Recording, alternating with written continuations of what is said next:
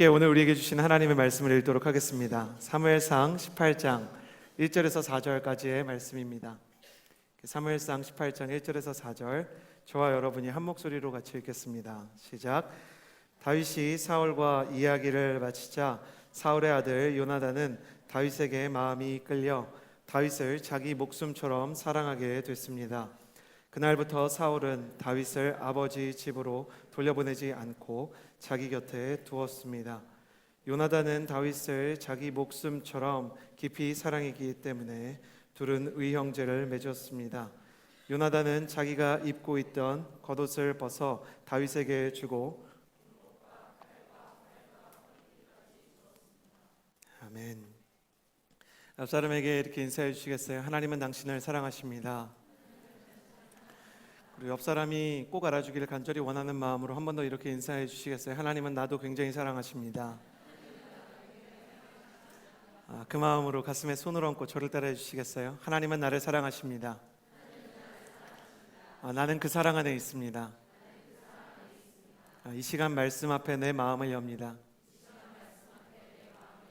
나는 절대로 이전과 같지 않을 것입니다. 아멘. 봄이 벌써 지나가는 것 같은 기분이 듭니다. 맑은 하늘이 며칠 없어서 봄이 있었나 싶지만 봄이 지나고 여름을 향해서 날씨가 움직이고 있는 것 같다는 생각이 듭니다. 항상 봄, 가을은 왜 이렇게 짧은지, 우리가 제일 좋아할 만한 계절들이 짧다는 거, 우리의 마음을 좀 쓸쓸하게 만드는 것 같습니다. 혹시 외로움을 겪어보셨습니까? 외로움. 스위스의 심리학자 위대한 폴 트루니에는 우리 시대의 가장 치명적인 질병은 외로움일 것이다 라고 이야기했고요. 복음 전도자 빌리 그레함은요, 외로움이야말로 인간이 해결해야 하는 가장 큰 영적인 과제다라고 지적했습니다. 테레사 수녀도 예외가 아니었어요. 굶주린 배를 채워주는 것이 공허한 마음을 채워주는 것보다는 훨씬 쉬웠다 고백합니다. 분명 외로움이란 현대인의 마음을 가득 채우고 있는 인류의 가장 큰 질병이자 문제일 수 있겠다 생각이 듭니다. 더 큰 문제는 외로움이 교회 밖에만 있는 것이 아니라 교회 안에도 있다는 사실입니다. 저에게 오랫동안 잊혀지지 않는 신학자의 글이 있는데요, 미국의 예배 신학자 마르바 던이라는 여성 신학자가 한국의 교회를 열심히 연구한 뒤에 이러한 결론을 냈었습니다. 한국의 예배는 정말 뜨겁다. 그런데 한국의 공동체는 정말 차갑다. 뜨거운 예배를 담아서 따뜻한 공동체를 만들어갈 수는 없을까? 그 마음을 담아서요, 오늘은 CH 플러스의 약자, 이 플러스의 세 번째 약자 유니티, 하나님께서 우리에게 주시는 귀한 관계, 특별히 아름다운 동행이라는 제목으로 함께 이 고민을 나누고 함께 말씀으로 풀어내보고자 합니다. 오늘 성경에서 가장 아름다운 동행과 연합을 보여주었던 다윗과 요나단의 이야기를 통해서 우리의 관계에 대한 고민을 풀어보고 나누는 시간을 가질 텐데요, 이 말씀이 씨앗이 되어 여러분의 삶에서 나무로 자라 여러분의 인생 가운데 풍성한 관계의 열매를 맺는 아름다운 동행의 역사가 시작되길 주님의 이름으로 축복합니다. 함께 1절에서 2절 말씀을 같이 읽도록 하겠습니다. 1절에서 2절 같이 읽겠습니다. 시작. 다윗이 사울과 이야기를 마치자 사울의 아들 요나단은 다윗에게 마음이 끌려 다윗을 자기 목숨처럼 사랑하게 됐습니다. 그날부터 사울은 다윗을 아버지 집으로 돌려보내지 않고 자기 곁에 두었습니다. 아멘. 첫 번째로 여러분과 나누고 싶은 이야기는요, 마음이 빚은 동행이라는 제목입니다. 저를 따라해 주시겠어요? 마음이 빚은 동행. 1절 말씀에 보면 요나단이 다윗에게 마음이 끌렸다라고 이야기합니다. 마음이 끌렸다. 그리고 2절에 보면요, 사울이 다윗을 아버지 집으로 돌려보내지 않고 자기 곁에 두었다, 이렇게 기록되어 있습니다. 어찌 보면 두 남자가 한 남자를 두고 경쟁을 펼치는 것처럼 요나단도 다윗을 자기 곁에 두었고요, 그리고 사울도 다윗을 자기 곁에 두었죠. 이때부터 요나단과 다윗의 아름다운 브로맨스가 시작되는 반면 이때부터 다윗과 사울의 악연도 시작됩니다. 한 사람을 곁에 두었던 두 사람, 형식상으로 보면 가까이에 다윗을 둔 건 똑같은데 무엇이 그렇게 달랐을까? 그것은 마음이 달랐습니다. 성경은 요나단의 마음을 시적으로 표현합니다. 1절에 요나단이 다윗에게 마음이 끌렸다라는 글귀는요, 원어로 보면 요나단과 다윗의 마음이 묶였다 이렇게 표현이 되는 거예요. 여러분 기억나세요? 뉴턴의 사과처럼 마음이 그냥 쿵 떨어져서 전속력으로 그 아이에게 마음이 묶여버렸다고 고백했던 도깨비처럼요. 설교 시간에 도깨비를 인용해서 죄송합니다만 도깨비처럼 요나단과 다윗이 끌리기 시작한 거예요. 그러나 다윗과 사울의 이야기 속에는 다윗을 가까이에 둔 사울의 마음이 그 어디에도 기록되어 있지 않습니다. 왜냐하면 간단한 이유인데 실제로 사울에게는 다윗을 향한 그 어떤 마음도 없었기 때문이에요. 끔찍하지 않습니까? 사람이 사람을 가까이 둡니다. 자기 곁에 붙들어 두었습니다. 그러나 거기에 마음이 없습니다. 이걸 속빈강정이라고 해야 할지 헛배가 불렀다고 해야 할지, 그러나 조금 더 파고 들어가 보면 사울이 이해가 가는 측면입니다. 사울에게 필요했던 것은 다윗의 마음이 아니거든요. 다윗의 실력입니다. 다윗이라는 사람, 그의 존재는 필요가 없고요. 골리앗을 쓰러뜨렸던 장수 다윗의 기능은 필요했습니다. 너의 존재는 내게 필요가 없고 너의 기능만 내게 필요하다라고 생각했던 사람, 그에 대한 계산은 있지만 그에 대한 진심은 없는 사람, 그것이 바로 사울이었습니다. 한 사람은 마음과 진심으로 다윗과 함께 있었고 또 한 사람은 권력과 명령으로 다윗을 곁에 두었습니다. 요나단은 다윗의 빈 공간을 채워주고 싶었고 사울은 다윗을 통해서 자기 인생의 빈 공간을 채우려고 했던 것입니다. 여러분은 누구와 좀 더 닮은 사람인 것 같으세요? 세상은 우리에게 사울이되라고 합니다. 다른 사람을 통해서, 그들과의 관계를 통해서 우리가 얻을 수 있는 것은 나의 빈자리를 채우는 것이라고 이야기합니다. 네가 외로우니까 너에게는 연인이 필요해. 너도 다른 사람들처럼 주목을 받아야 하기 때문에 주목을 받게 할 만한 사람이 필요해. 더 훌륭해 보이는 사람, 더 많은 물질을 가진 사람, 그리고 더 많은 소유를 가진 사람, 더 많은 스펙과 더 화려한 모습을 가진 사람을 너의 인생 가운데 채워놔야 돼. 같이 다니기에 창피하지 않을 만한 사람을 한번 골라봐. 좋은 회사에 다니고 학력이 높은 사람 근처로 가서 그 사람들과 친해지는 방법에 대해서 배워보는 게 어떻겠어? 그런데 그런 사람들과 만나서 우리의 마음의 빈 공간이 정말 채워지는가? 퀘스천 마크가 여전히 남습니다. 그렇게 시작된 우정으로 포장된 어떤 관계에 진실한 마음을 채우는 대화가 있던가요? 이화여대 경영학과에서 인간관계학과와 함께 경영을 가르치는 윤정구 교수가요, 사내 정치와 사내 관계학에 대해서 가르치면서요, 이런 말을 남겼습니다. 영양가를 따져서 만든 인맥이야말로 정말 영양가가 없다는 사실을 깨달았다. 자기가 교수가 되어서요, 나이 50이 될 때까지 계속 경영학을 가르쳤는데 영양가만 따져서 만든 인맥이야말로 내 인생의 기반이 허물어졌을 때 나를 찾아주지 않는 사람들이더라. 겉으로 보이는 화려한 조건 때문에 당신을 곁에 둔 사람이라면 당신의 화려한 조건이 사라지는 순간 당신을 필요 없게 생각할 것입니다. 실제로는 마음으로 맺어진 관계가 아니기 때문입니다. 당신의 외모, 당신의 학력, 당신의 직장 때문에 당신의 곁으로 온 사람이 정말 당신의 마음에 관심이 있겠습니까?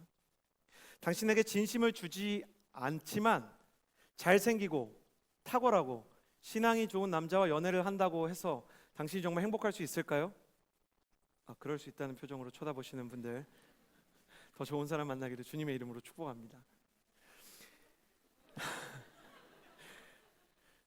사울 같은 사람이 있죠. 사울은 키가 컸어요. 그리고 잘생겼다고 합니다. 그리고 게다가 왕이었어요. 빠지는 게 없죠. 그러나 그 사람을 만났을 때 정말 그의 여인들은 행복했을까?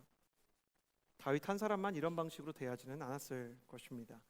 너무 간단한 원리인데요, 마음의 빈자리를 채우는 것은, 마음의 빈 공간을 채워줄 수 있는 것은 언제나 마음입니다.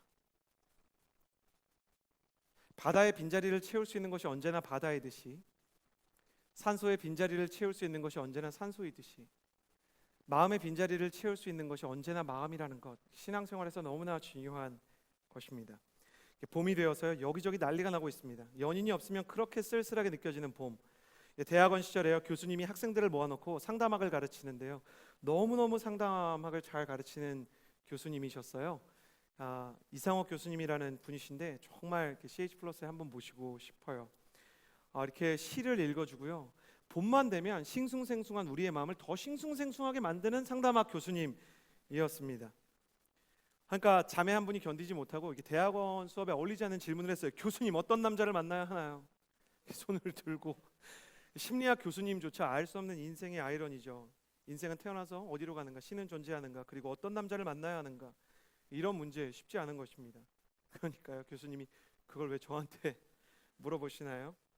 근데 곰곰이 생각하더니 굳이 하나 고르라면 말이 통하는 사람이랑 결혼을 했으면 좋겠어요. 자매님, 그랬어요. 왜 말이 통해야 되나요? 그랬더니 말이 통한다는 건 일종의 비유고 마음이 통해야 결혼을 하는 겁니다. 근데 마음이 통하면 보통 말이 통하니까 마음이 통하는 것을 여러분에게 체크할 수 있는 게 말이 통하는 것밖에 없어서 그렇게 말해보았습니다. 굉장히 기억에 남습니다. 연애 중이었던 저는 얼른 사랑하는 아내에게 돌아와 연인이었던 제 아내에게 자기야, 나는 말이 통하는 사람이야? 그랬더니 자기는 나한테 정말 로또 같은 존재지. 정말 너무 고마워. 맞는 게 하나도 없어. 내가 이번 주에 로또를 사고 지난주에 로또를 사도 맞는 게 없는 것처럼 당신이랑 나랑 맞는 게 없어. 모르겠어? 정말 우리가 말이 통하는 존재가 되길 원한다면 성령님께 간구해봐. 그분만이 기적을 일으키실 수 있으니까. 기억이 납니다.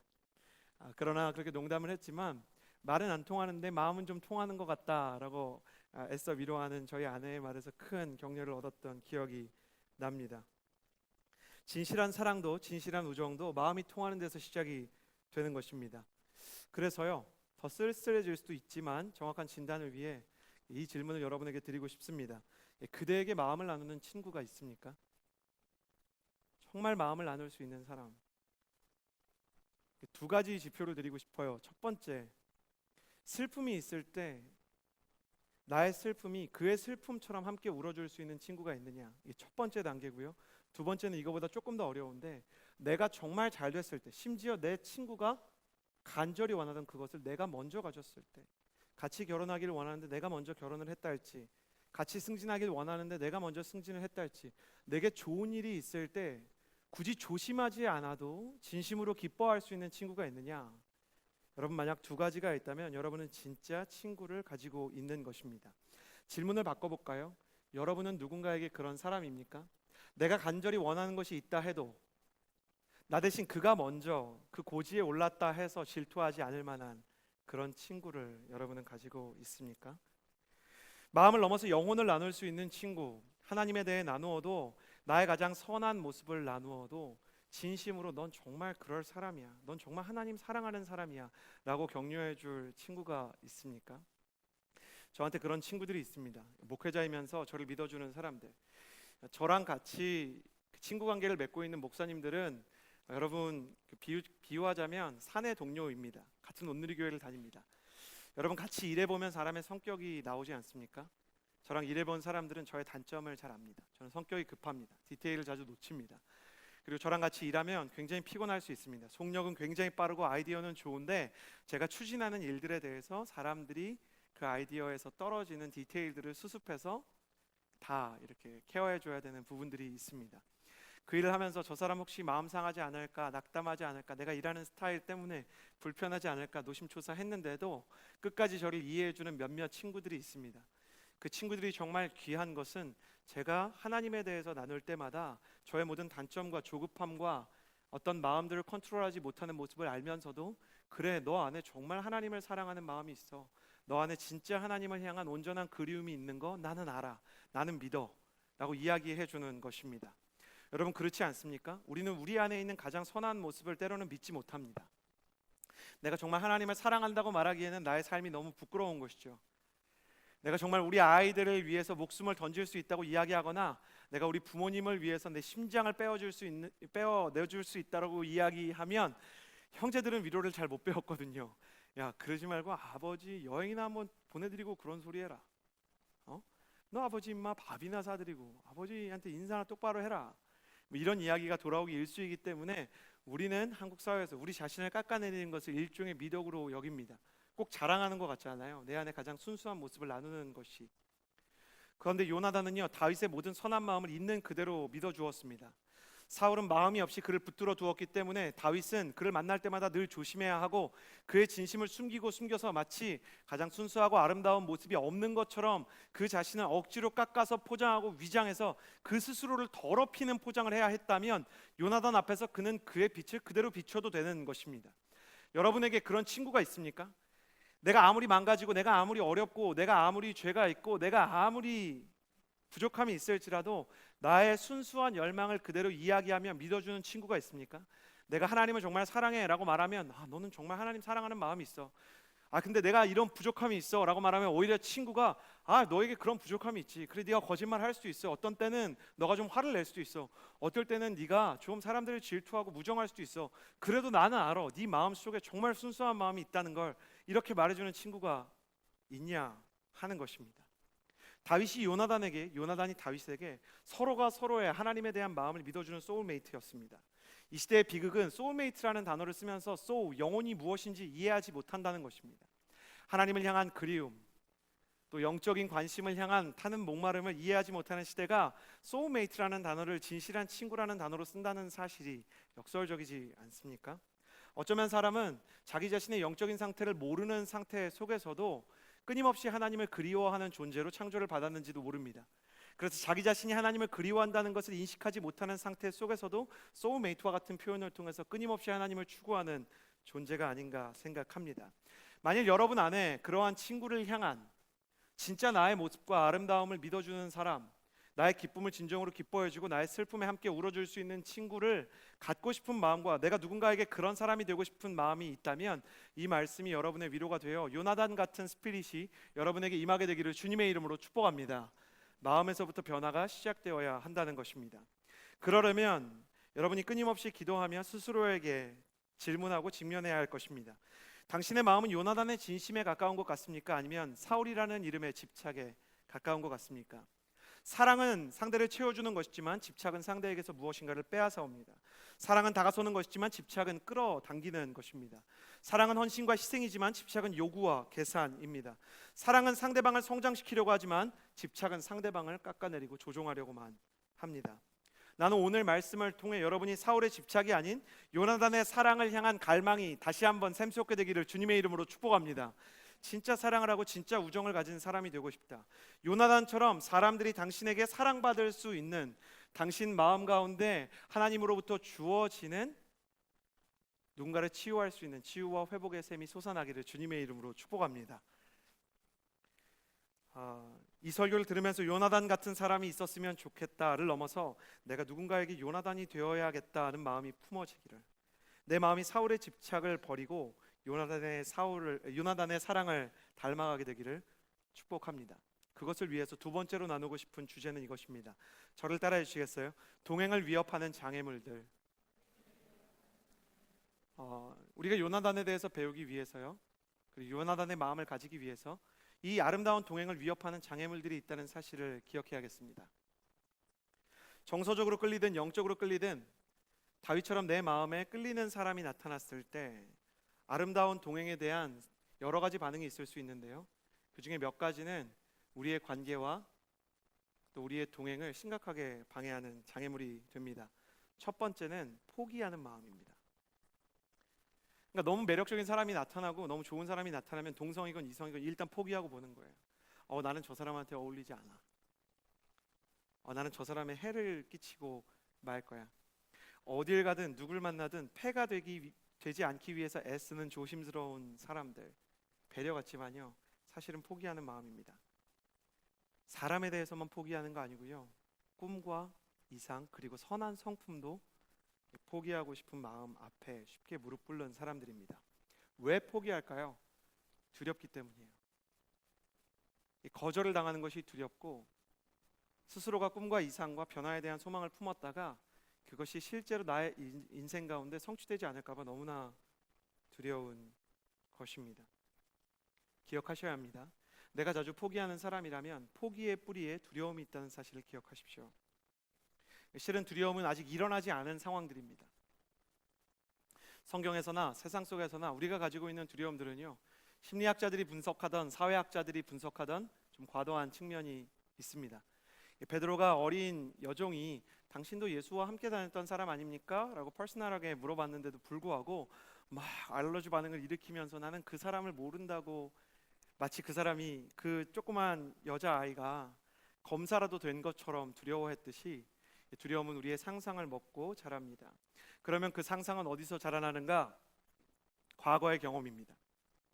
과거에 누군가 우리가 사랑받고 싶었던 사람에게 거절을 당했거나 아니면 그 사람에게 인정받지 못했던 경험들이 몇 번 반복이 되어서 지속적인 패턴으로 내 인생 가운데 있을 때, 부모에게나 연인에게나 혹은 목회자에게 거절받은 상처들이 마음 가운데 찾아올 때 그 두려움은 적극적인 측면에서는 분노를 낳고요, 수동적인 측면에서는 포기를 낳는 것입니다. 이런 사람들은 심지어 우울증과 자기 비하, 중독에 빠져서 관계로부터 도망을 치기도 합니다. 두 번째는 질투입니다. 아름다운 사람이 나타나면 역으로 행동하는 것입니다. 분노하고 질투하고 미워하는 사람인 것이죠. 영적으로 충만한 사람이 나타나면 이렇게 얘기하는 사람 혹시 보셨어요? 나도 저랬어. 이제 신앙을 배워가는 거야. 저것도 한때지. 나도 작년 아울리치 때 그랬었다. 가만히 보면 그 사람 굉장히 영적으로 불안해요.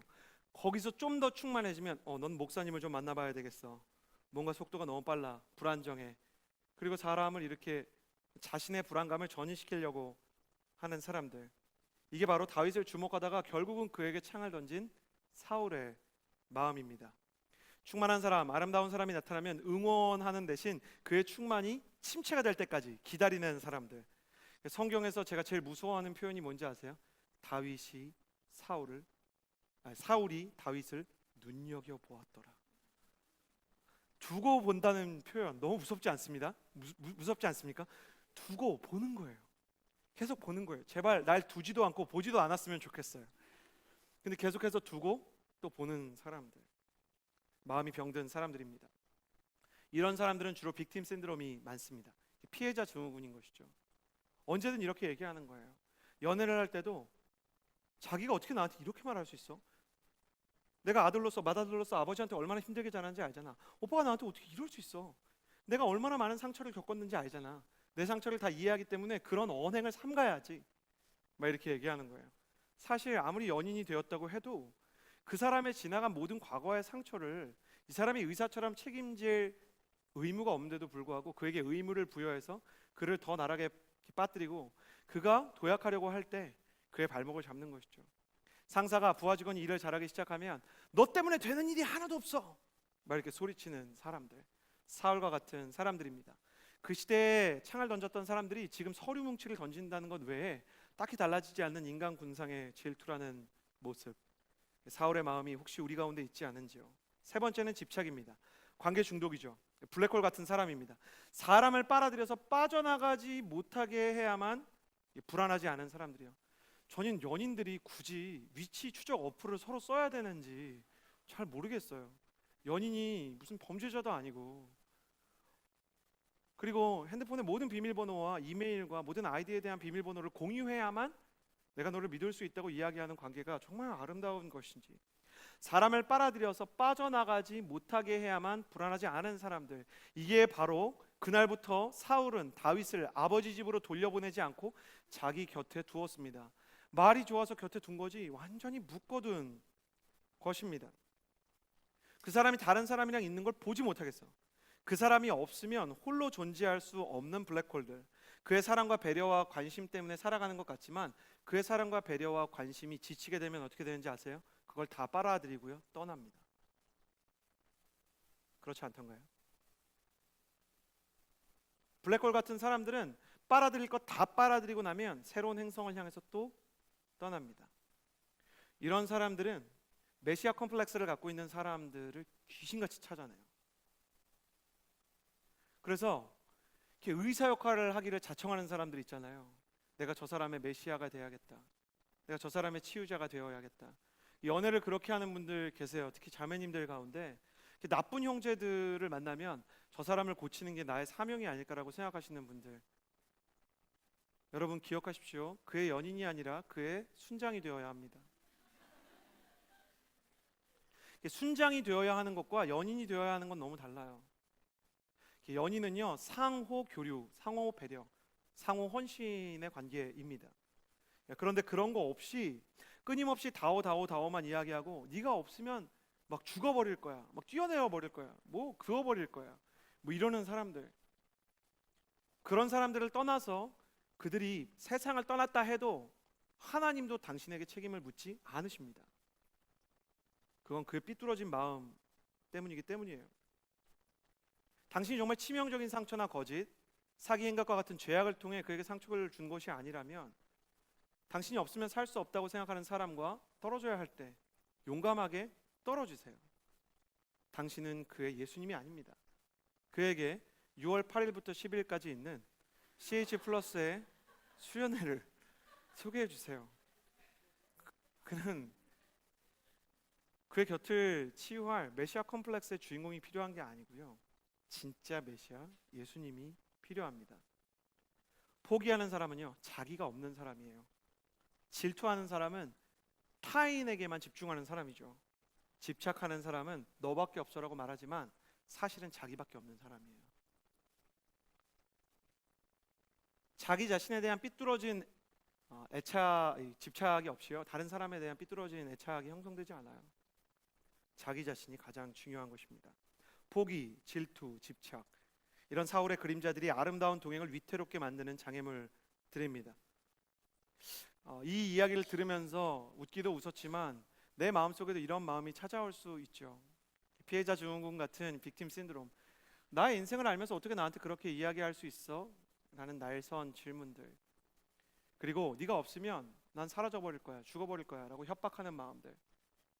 내가 너에게 사랑을 받을 수 없다면 너에게 상처라도 주겠어 라는 마음들. 혹시 또 포기하는 마음들, 시작도 해보지 않고 늘 찾아오면 찾아온 게 전혀 없는 것처럼 마음을 애써 접는 마음들. 이 세 가지 중에 한 가지 증상이 여러분을 혹시 괴롭히고 있다면 요나단의 마음을 더 깊이 구해야 하는 시기입니다. 그렇다면 요나단의 마음을 어떻게 가질 수 있을까? 3절 말씀을 같이 한번 읽어보았으면 좋겠습니다. 우리 3절 같이 한번 읽어볼까요? 시작. 요나단은 다윗을 자기 목숨처럼 깊이 사랑했기 때문에. 자기 목숨처럼 깊이 사랑했기 때문에. 자기 목숨처럼 깊이 사랑했기 때문에. 오늘 본문에 목숨처럼 사랑했다라는 이 구절이 2번 등장하거든요. 그런데 이 두 가지 모두요, 자기 목숨처럼 사랑했다는 거예요. 그냥 목숨처럼이 아니라 내 목숨처럼. 예수님의 말씀에서 내 이웃을 내 몸과 같이 사랑하라 라는 것의 실천판이 바로 요나단의 사랑입니다. 자기 목숨처럼 사랑했다는 요나단, 그에게서 우리는 무엇을 배울 수 있을까요? 요나단은 자기 목숨을 사랑하는 법을 알아요. 자기를 존중하는 법을 알아서 다른 사람을 존중할 수 있는 힘이 있는 거예요. 내 이웃을 내 몸과 같이 사랑하라 라는 말이 인생 가운데 실제가 되려면 내 몸을 사랑하는 것이 선제되어야 하는 것이죠. 남을 사랑하지 못하는 것, 남에게 사랑을 주지 못하는 것은 근본적으로 자기 자신을 수용하지 못하기 때문입니다. 자기 자신에게 매정한 사람이 다른 사람에게 진정으로 자비로울 수가 없습니다. 그러나 하나님 앞에서 진정한 자존감을 회복하게 되면 내 곁에 있는 사람들을 사랑할 수 있는 길이 열리게 되는 거예요. 그렇다면 요나단이 다윗을 사랑하는 방식에 있어 자기 목숨처럼 사랑한다는 것이 무슨 말인가? 사무엘상 14장 6절에 요나단의 이야기를 한번 읽어보았으면 좋겠습니다. 사무엘상 14장 6절 같이 읽겠습니다. 시작. 이리 와서 저 할례 받지 않은 사람들의 부대에게로 가자. 여호와께서 도우시면 우리는 승리할 수 있다. 여호와의 구원은 사람의 많고 적은 것이 달려있는 것이 아니기 때문이다. 아직 다윗이 무대에 등장하지 않았던 시기에 요나단이 블레셋과 싸우면서 여호와의 구원은 사람에게 달린 것이 아니니, 하나님의 이름을 믿고 너무나 현실적인 전쟁을, 전쟁이 기도하는 자리 아니지 않습니까? 전쟁이라는 곳이 기타 치고 찬양할 수 있는 자리가 아니지 않습니까? 현실 중에 현실이죠. 싸움 중에 싸움이죠. 오죽하면 사람들이 전쟁 같은 현실이라고 얘기하겠어요? 근데 그 전쟁의 자리에서도 정말 하나님을 믿는 사람, 어찌 보면 굉장히 비현실적인 믿음을 가진 사람이 요나단이었습니다. 사실 그는 하나님에 대해서 전쟁터에서도 살아계신 하나님, 나의 관계의 갈등에서도 살아계신 하나님, 나의 회사에서든 나의 일터에서든 나의 상처 속에서든 나의 가정에서든 살아계신 하나님에 대해 체험을 하면서 동시에 이상한 감정들을 많이 느꼈을 거예요.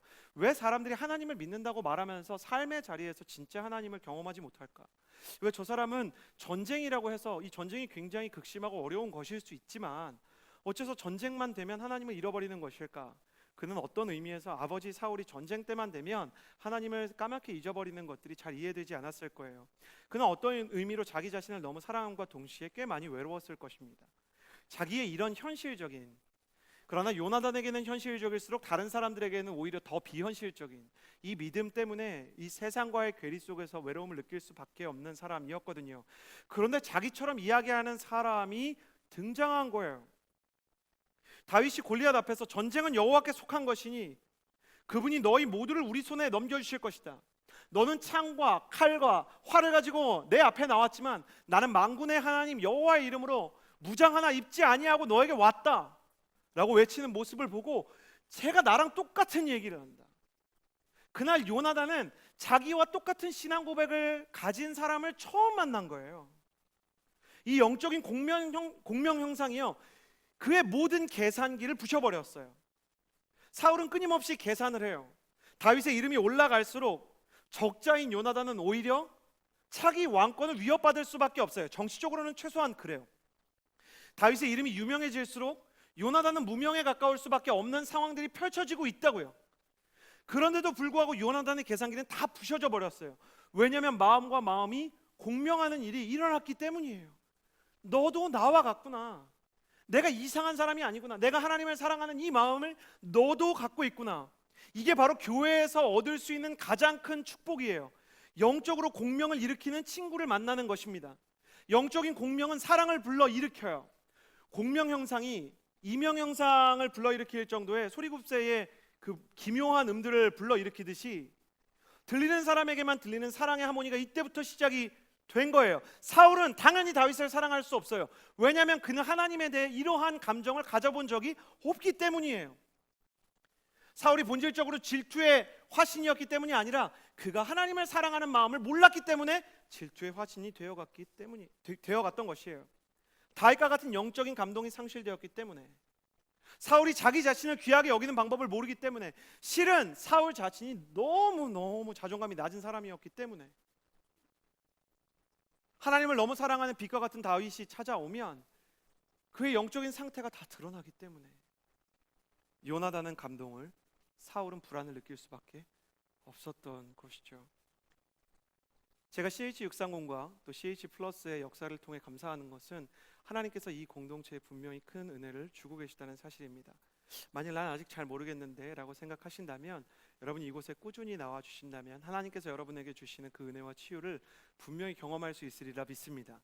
처음에는 몇 명 되지 않는 사람들이 모였던 이 예배 가운데 사람들이 예수님을 싫어하고 교회에 대한 많은 좋지 못한 소식들이 있는 세상 속에서도 이 자리에 청년들이 찾아와 많은 위로를 얻고 있는 것은 다른 이유 때문이 아니라 하나님께서 은혜를 부어주시고 계시기 때문이라 저는 믿습니다.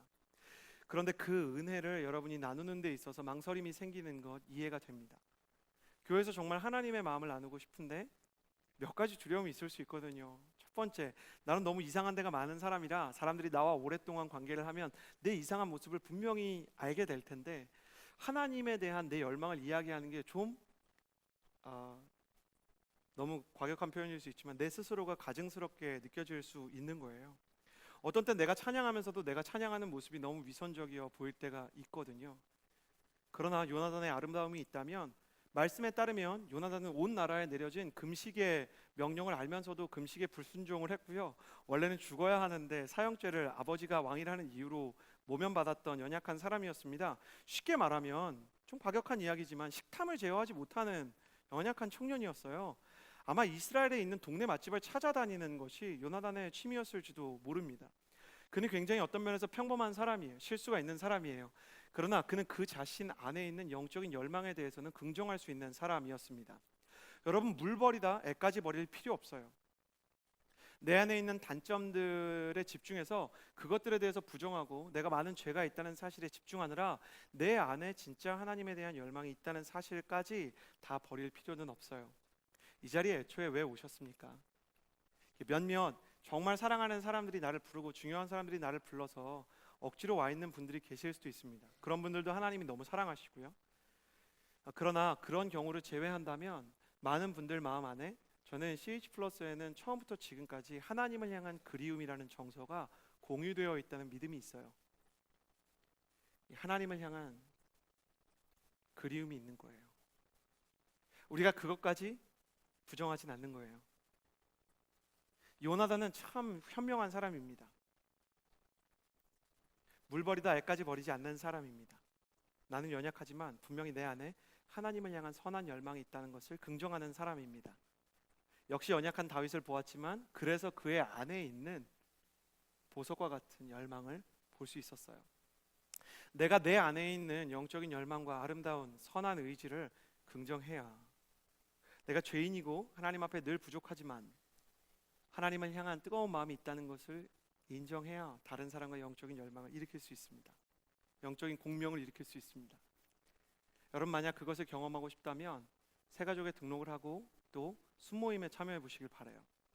좀 웃음이 나는 이야기일 수 있지만 제 인생에서 다른 재산과 바꿀 수 없는 가장 귀한 선물은 제가 어려울 때마다 언제나 제 곁을 지켜주고 저를 긍정해주고 믿어주고 저를 사랑해주는 목회자 동역자들이라고 하겠습니다.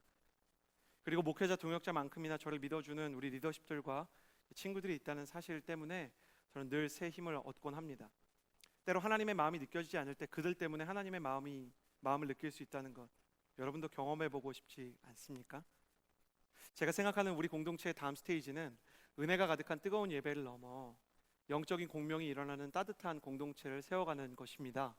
이것은 저의 일이 아니라 하나님의 일이기 때문에 따뜻한 공동체를 이루어가려는 하나님의 열망이 끝내 그 성취를 불러올 줄을 믿습니다. 그렇기 때문에 여러분, 영적인 동역자를 찾는 일에 대해 여러분의 마음과 여러분의 기도를 집중시킬 수 있었으면 좋겠습니다.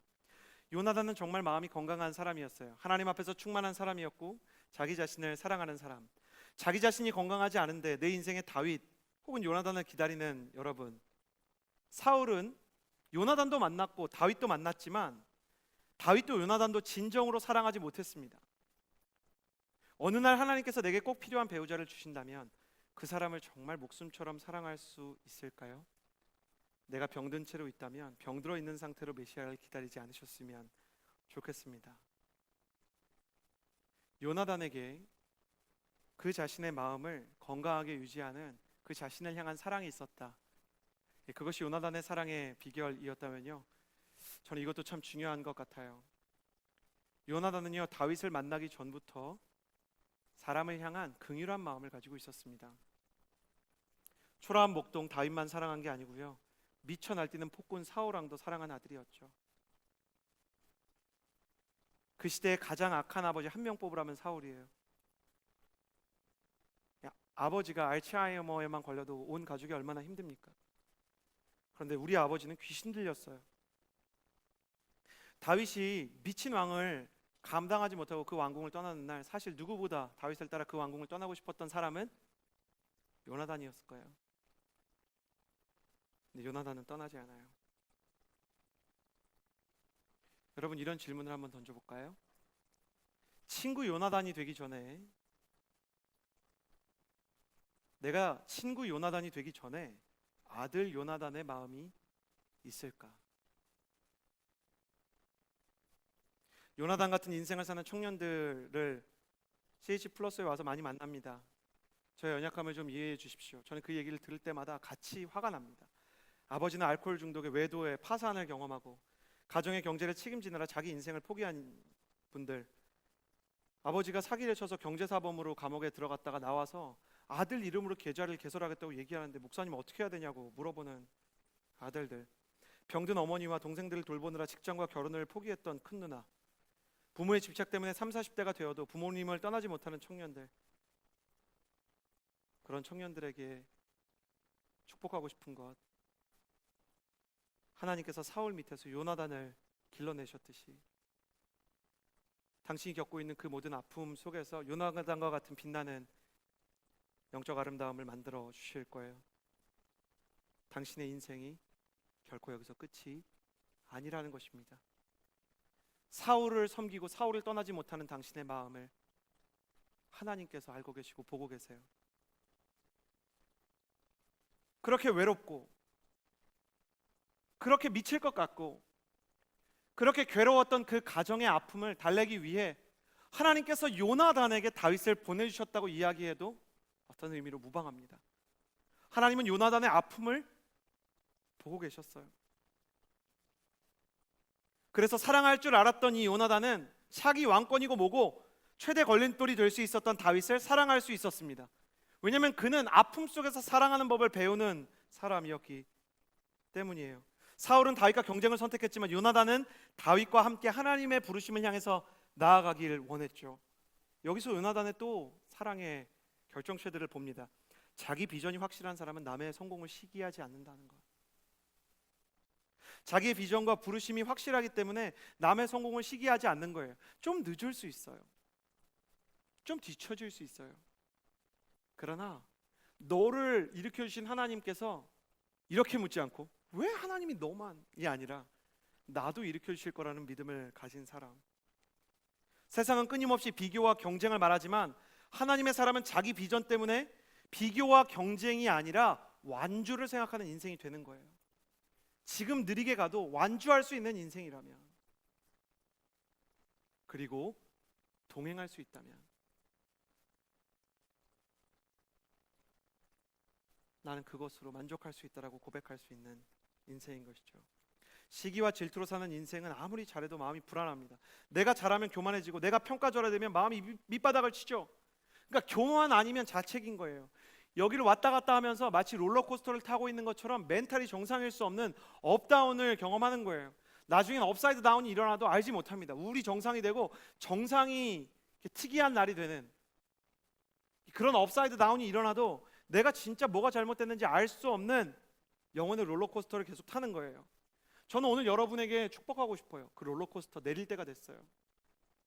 하나님, 내가 마음이 좀 이상하다고, 내 마음속에 사울의 마음이 좀 있다고. 사울과 같은 아버지 밑에서 자라면서 요나단으로 자라는 대신에 아버지 사울을 내가 닮아가고 있는 거 아닌가. 요나단은 자신에게 주어진 삶에 불만이나 이의를 제기하는 대신 그 안에 하나님께서 내 인생에 주실 돌파구가 있다는 사실을 믿었어요.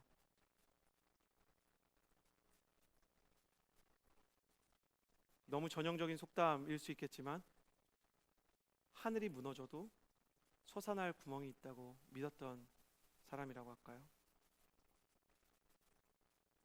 그는 정말 하나님을 믿는 사람이었어요. 하나님을 믿었기 때문에, 하나님을 믿는 사람을 알아봤고, 하나님을 믿었기 때문에 이겨낼 수 있었고, 이겨내고 견뎌낼 수 있었기 때문에 사랑할 수 있었던 사람, 요나단입니다. 요나단 같은 친구를 가진 다윗은 정말 행복한 사람이었습니다. 그는 요나단의 사랑을 과연 다윗이 이해했을까요? 저에게 요나단 같은 친구들이 몇 있는데 저는 그들의 사랑을 이해할 수 없습니다. 왜 나를 사랑해 주는 것일까? 다윗이 골리앗을 쓰러뜨리고 요나단이 친구가 되었던 날, 다윗이 정말 세상을 다 얻은 것 같았을 거예요. 요나단이 처음으로, 다윗도 사실 아버지 이새로부터 사랑받지 못했던 사람이잖아요. 너도 그랬어? 나도 그랬는데. 우리 아버지는 나를 잘 이렇게 보듬어주지 않았어. 아 그래? 우리 아버지는 미쳤어. 아 그래? 그렇지만 나는 아버지를 끝까지 사랑하려고 해. 왜냐면 내 아버지니까. 좀 힘든데 그래도 우리 아버지 하나님한테 돌아오실 날을 고대하면서 그 옆을 지켜주는 사람이 될 거야. 하나님이 다윗의 상처를 알고 계셨어요. 너무 닮지 않았나요? 아버지와의 관계도 하나님을 향한 마음도 다윗은 너무 행복했을 거예요.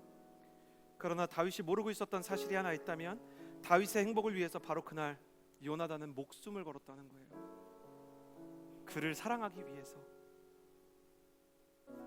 목숨처럼 사랑했다고 하잖아요.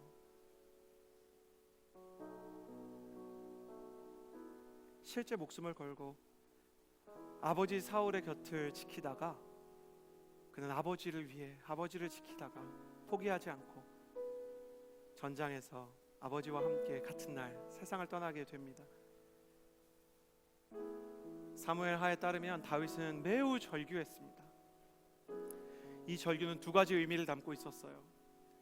하나는 더 이상 내게 요나단이 없다는 외로움과 아픔 때문에, 다른 하나는요, 요나단은 그럴 사람이라는 것을 알고 있었기 때문에, 그가 얼마나 외롭고 그가 얼마나 괴로운지, 그가 또 얼마나 힘들었을지 알지만 차마 그 땅을 나와서 나랑 같이 하자라고 말할 수 없을 만큼 아버지를 사랑할 줄 아는 사람이라는 것을 다윗만은 알았기 때문에 차마 친구를 말릴 수 없었던 그의 눈물에서 식음을 전폐한 피눈물이 흘러내렸던 다윗은 그날에야 어쩌면 요나단이 얼마나 위대한 인물인지 알게 되었을 것입니다.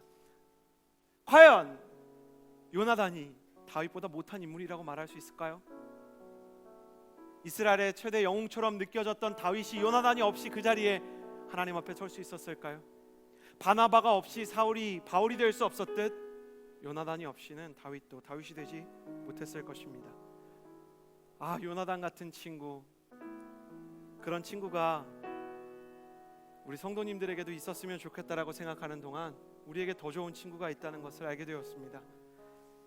우리의 가장 좋은 친구가 되어주시기 위해 세상에 오셨던 예수님.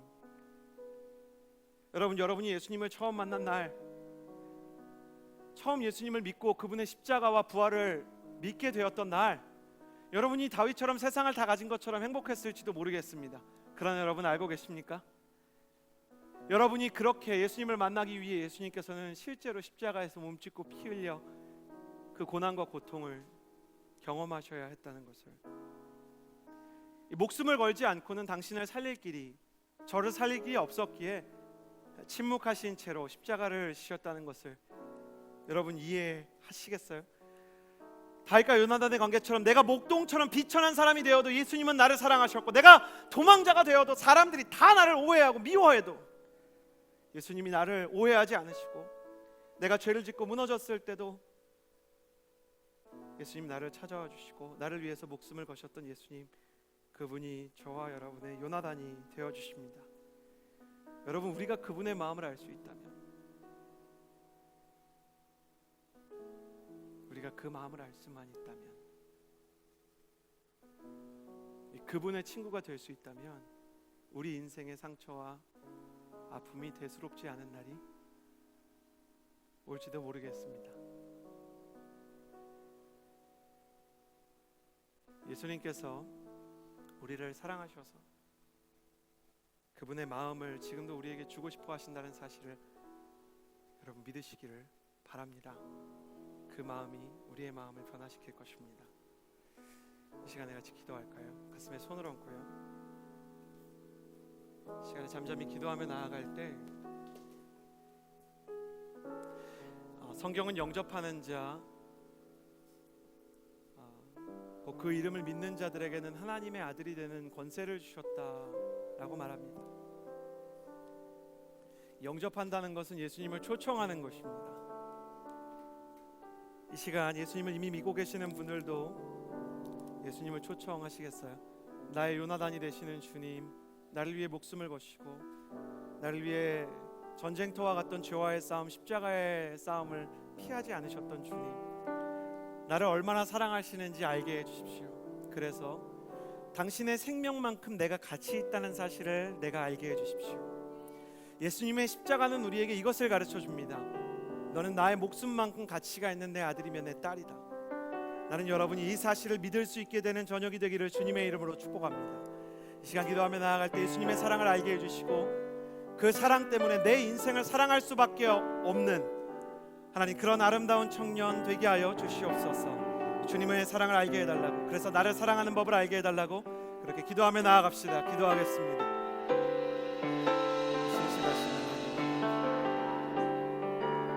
신실하신 하나님 아버지,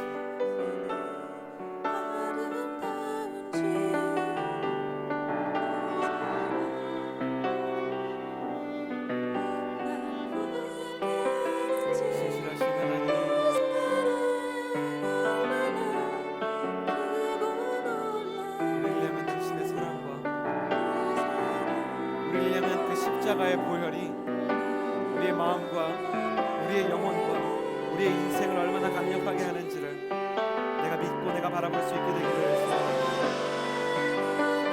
내 인생의 요나단이 되시기 위해 나의 삶을 찾아오신 주님,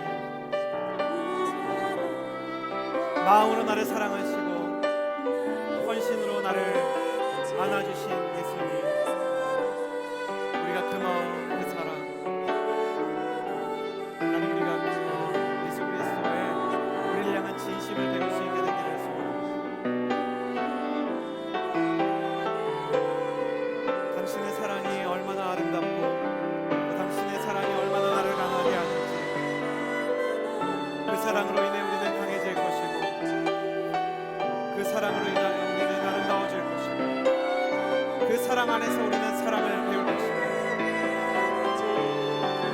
예수 그리스도의 사랑이 모든 것을 새롭게 합니다. 예수 그리스도의 사랑이 우리를 온전케 합니다. 신실하신 하나님 아버지, 우리를 향한 당신의 그 아름다운 사랑을 우리가 영혼으로 영접하며 나아가게 하여 주시옵소서.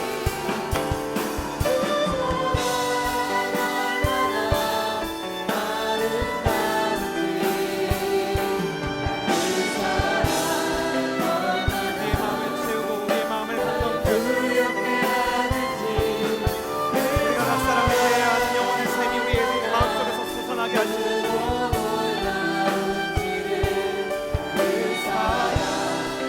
그 사랑을 알게 해주십시오.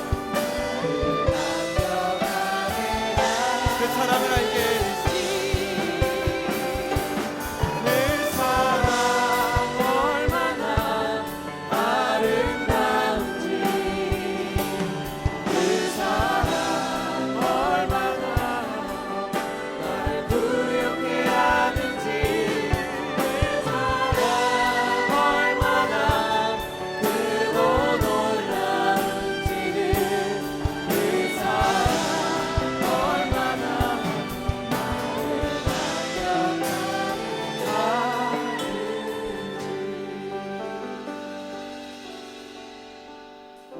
사랑해야 하는데 사랑하지 못하는 사람들이 있다면 이 시간 요나단의 마음을 구하며 기도합시다. 하나님, 내 인생의 아버지 사울과 같은 가족들이 있습니다. 분명 사랑하고자 하는 마음은 있는데 도통 그 자리로 가면 사랑할 수 없는, 자꾸만 나를 무너지게 하고 아프게 하는 사람들, 때로는 그 사람이 가족일 수도 있고 때로는 교회 사람일 수도 있고 때로는 용서하지 못하는 지난 날의 목회자들일 수도, 또 때로는 나의 직장의 사람들일 수도 있습니다. 하나님, 분명 내게 용서하고 싶은 마음은 있는데 용서할 수 없는 사람들이 있사오니 주님, 내가 언젠가 자연스럽게 용서하고 자연스럽게 수용할 수 있는 마음이 생기게 하여 주시옵소서. 우리 마음 가운데 떠오르게 하는 사람, 죄송합니다, 잘못했습니다가 아니라 하나님, 하고 싶은데 잘 안 됩니다. 하나님, 나의 마음을 이해하시죠. 이들을 어떻게 대해야 하는지 나로 알게 해주십시오. 내게 힘을 주십시오. 간절히 구하는 마음으로 우리가 사랑하고 용서해야 될 사람들을 주께 올려드리며 기도하며 나아갑시다. 기도하겠습니다. 하나님 아버지, 사랑해야 할 사람, 또 내가 용서해야 될 사람, 그러나 용서가 되어지지 않고 사랑이 되어지지 않는, 잊으려 해도 잊혀지지 않으며 지우려 해도 지워지지 않는 하나님, 그 사람을 용서하고 그 사람을 대할 수 있는 방법이 있다면 나한테 알려주시옵소서. 하나님 아버지, 내 마음을 채워주시옵소서. 주님, 나의 마음 가운데 주님께서 원하시는 하나님 그 사랑과 그 품이, 하나님 당신의 성령 하나님으로부터 우리 마음 가운데 주어지는 역사가 있게 하여 주시옵소서. 신실하신 하나님 아버지, 제가 간절히 정말 당신을 찾고 부르짖고 또 부르짖습니다. 우리 안에 거룩한 연합과 거룩한 치유와 거룩한 화해가 일어나야 하지만 차마 내가 용서할 수 없는 사람들, 또 이해할 수 없는 사람들, 도대체 이 사람들 내가 왜 만나야 하는지 나도 이해할 수 없고 받아들일 수 없게 하는 아픔, 모든 것을 깨닫고 우리가 그 모든 것을 수용할 수 있는 연인 마음이 있게 하여 주시옵소서. 하나님, 내가 내 아버지를 사랑하지만 때로는 미워하고 내 어머니를 용서하지만 때로는 이해할 수 없어서 분노합니다. 그것이 내 인생의 상처가 되고 내 인생의 쓴뿌리가 되지만 하나님, 주님께서 원하시지 않는다면 또 원하시는 나의 마음이 있다면, 주께서 원하시지 않는 아픔을 주께서 원하시는 아름다운 것으로 바꿔주실 수 있음을 나는 믿습니다. 우리의 마음과 우리의 심정을 주께서 고쳐주시고 만져주시고 새롭게 해주세요. 우리의 마음을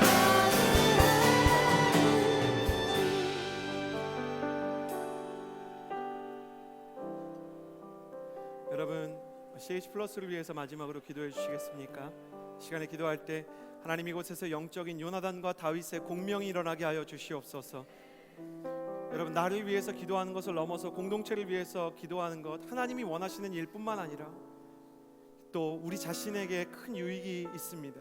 이 시간 기도의 지평을 넓혀서 공동체를 위하여 기도하며 나아갈 때 하나님, 이 시대 수많은 사람들이 교회와 또 목회자들에게 상처를 받고 있습니다. 하나님, 수많은 사람들이 교회다운 교회를 보지 못하고 또 수많은 사람들이 영적인 상처를 받고 있는 시대에 하나님, 이 공동체를 통하여 정말 아름다운 영적인 연합과 공명이 일어나게 하여 주시옵소서. 하나님, 우리가 다윗같이 변화될 뿐만 아니라 요나단 같은 친구를 만나게 해주시고 요나단 같이 견딜 뿐만 아니라 다윗과 함께 동행하게 하여 주시옵소서. 그리하여 이 공동체에 하나님이 원하는 아름다운 동행이 일어나게 하여 주시옵소서. 우리 공동체를 위하여 기도하며 나아갈 때 한 손은 가슴에 또 한 손은 하나님을 향하여 하늘로 향하여 들고 주여 한번 부르짖고 마지막으로 기도하며 나아갑니다. 주여! 하나님, 이 공동체를 주님께 올려드리며 기도합니다. 영적인 능력자를 찾고 순모임의 부흥이 일어나게 하여 주시옵소서. 하나님, 얼마나 많은 사람들이 교회의 상처를 받고 낙심하라고 목회자들과 리더십으로 인해서 그 마음 가운데 갖지 않아도 되는 아픔과 눈물과 그리고 그들의 상처와 실패의 경험들을 남기게 되는지, 하나님, 이곳을 통해 하나님을 향한 온전한 치유와 회복이 일어나게 하여 주시옵소서. 교회에서 받았던 상처는 하나님 교회에서 고쳐야 하는 것입니다.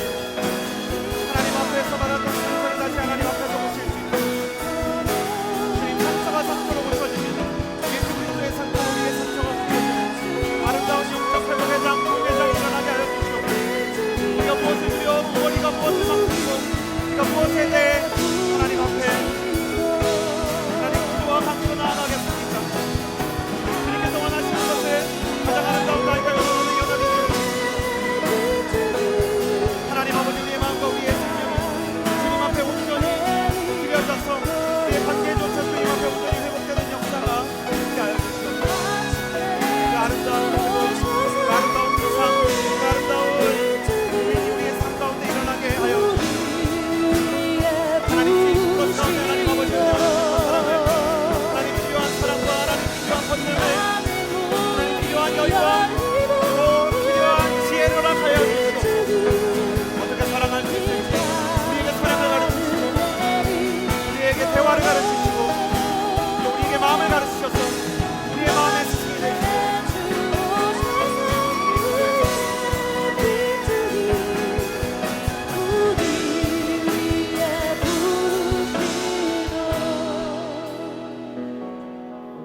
거룩하신 하나님 아버지, 연약하고 부족하며 깨어져 있는 우리 각 사람이지만 신실하신 하나님께서 고치시면 흙으로 사람을 빚으셨듯 또 고장난 사람으로 하나님의 사람을 빚으실 수 있으신 줄을 믿습니다. 우리는 본래 흙이요 먼지였지만 당신의 생기가 임하자 생명, 살아있는 생명이 되었듯 주님의 영이 임할 때 우리의 관계와 우리의 마음이 새 생명을 얻을 줄을 믿습니다. 영접하는 자에게 주께서 그 배에서 생수의 강이 솟아나리라 말씀하셨던 것처럼 우리 각 사람의 영혼 안에서 사랑의 강이 솟아나게 하여 주시옵소서. 그렇게 우리를 변화시키실 주님을 믿으며 이제는 우리 주 예수 그리스도의 은혜와 하나님 아버지의 사랑과 성령의 교통하심이 주님의 사랑을 구하며 요나단의 스피릿을 구하는 청년들과 또 아버지들과 어머니들 머리 위에 이제로부터 영원토록 함께하여 주시기를 간절히 축원하옵나이다. 아멘. 우리의 요나단이 되시며 또 우리의 다윗과 같은 요나단 같은 상한 마음을 하시는 주님께 감사의 박수를 올려드리겠습니다.